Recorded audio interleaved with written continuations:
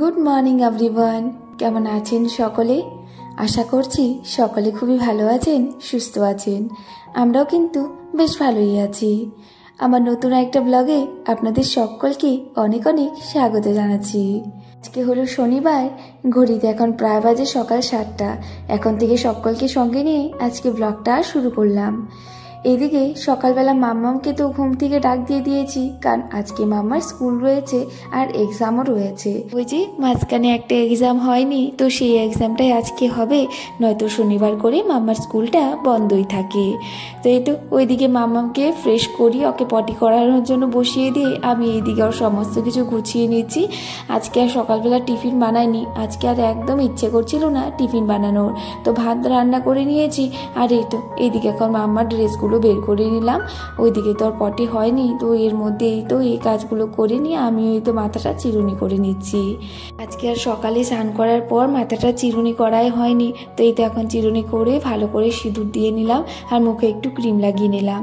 জানেন এখন জানি না কেন আমার কোনো কিছুই করতে ইচ্ছে করে না, নিজের কোনো যত্নই নিতে ইচ্ছে করে না।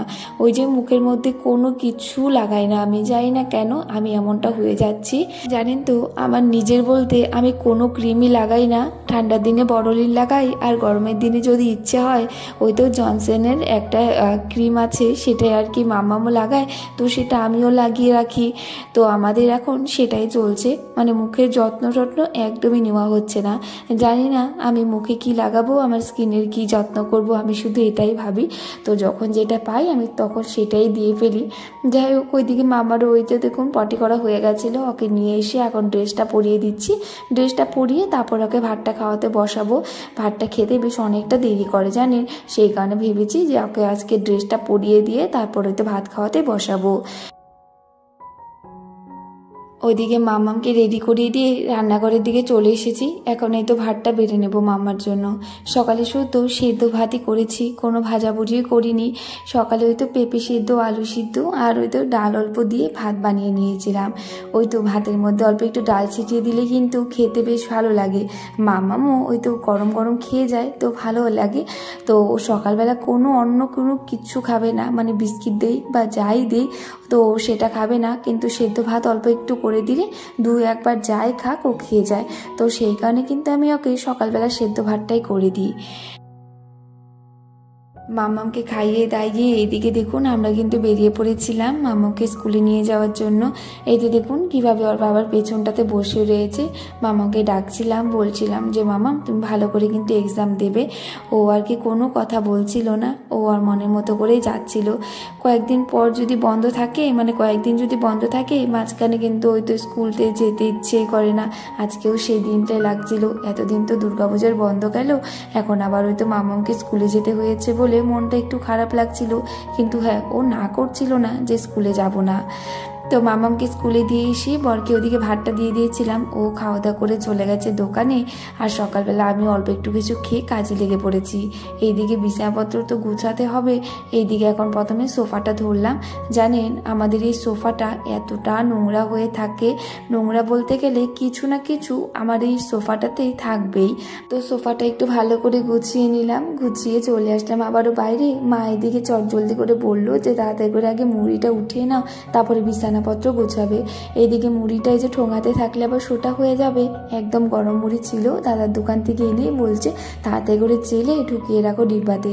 তো সেই কারণে আগে ওই কাজটা বাদ দিয়ে আমি মুড়িটা চেলে নিলাম। আমাদের ঘরে মুড়িটা খুবই চলে জানেন, আমিও খেতে মুড়ি ভীষণই ভালোবাসি। আর সকাল হোক বা বিকেল হোক মা বাবা দুজনেই মুড়ি খায়।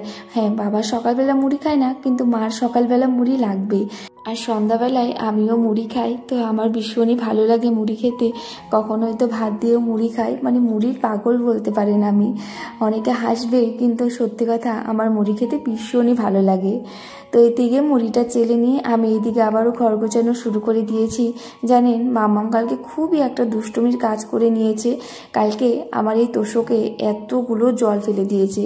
এমনি আজকে বৃষ্টি মানে মেঘলা মেঘলা হয়ে রয়েছে, তেমন একটা রৌদ্র নেই, আবার একটু পর তারপরে দেখি রৌদ্র চলে আসে, এমনটা আর কি রয়েছে। তো এখন তো ঠান্ডা ঠান্ডায় পড়ে গেছে প্রায়, কিন্তু ওই তো মামাম যে আজকে না কালকে ওই তো জল ফেলে দিয়েছে, সেটা এখন কি করব সেটার জন্য আর কি রাগ হচ্ছিল মামার উপরে। কালকে তো খুবই বকুনি দিয়েছিলাম, তো এখন আর কি করা যাবে বলুন তো। তো তারপর ওই তো কাগজ টাগজ দিয়ে ওপরে দিয়ে তারপর কিন্তু রাত্রে ঘুমিয়েছিলাম।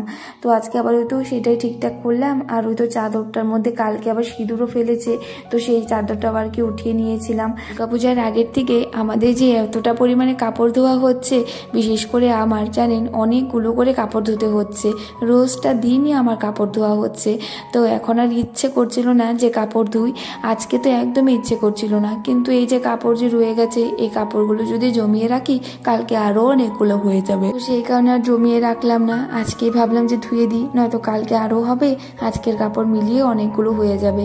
আজকে আবার রৌদ্র রয়েছে, জানি না কালকে আবার রৌদ্র থাকবে কিনা, সেই কারণেই তো এদিকে এখন কাপড়গুলো ভাবলাম যে না ধুয়ে দিই, তারপর রান্নাঘরের দিকে যাব। ওইদিকে মা আবার সবজি টবজি কেটে দিচ্ছিল, সেই কারণে কিন্তু কাপড়গুলো নিয়ে বসতে পেরেছি। আমি কাপড়গুলো ভিজিয়ে তেমন একটা সময় রাখিনি, তাড়াতাড়ি করে এখন ধুয়ে নিচ্ছি, যেহেতু আবার মামার স্কুলেরও সময় হয়ে যাবে। আর স্কুল থেকে আসার পর আমার কোনো কাজে হাত দিতে ইচ্ছে করে না। স্কুল থেকে এসে যদি কাপড় ধুতে যাই তাহলে আরও অনেকটাই লেট হয়ে যাবে, কারণ রান্নাবান্না রয়েছে, রান্না না হয়ে গেলে তো ওই তো কিছু না কিছু কাজ থাকবেই।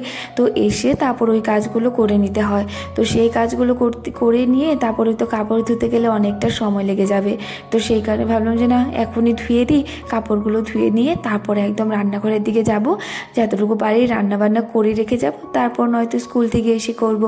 তো এই তো এইদিকে দেখুন কাপড়গুলো ভালো করে ধুয়ে দিয়েছিলাম, এখন কাপড় একটা একটা করে মেলে দিচ্ছি।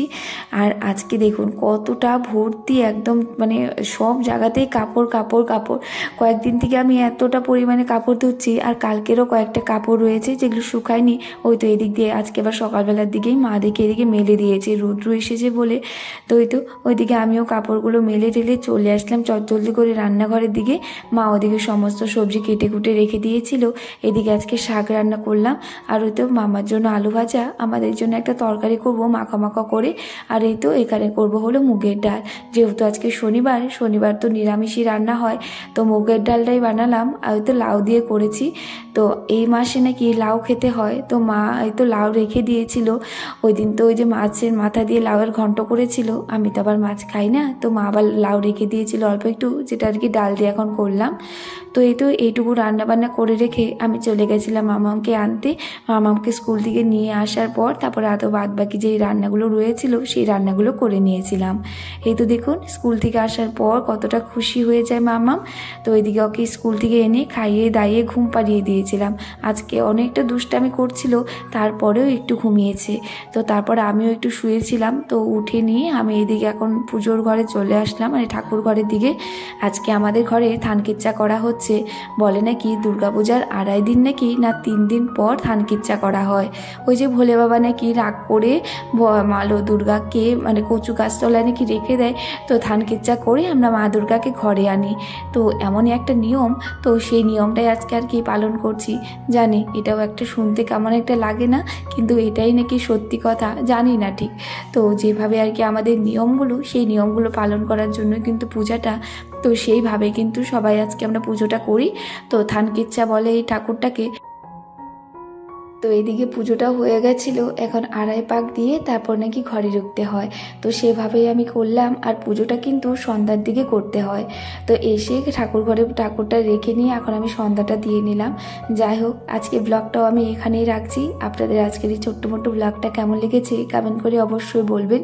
যদি ভালো লেগে থাকে আমার পাশে থাকবেন আর আমায় একটু সাপোর্ট করবেন। রাধে রাধে, বাই।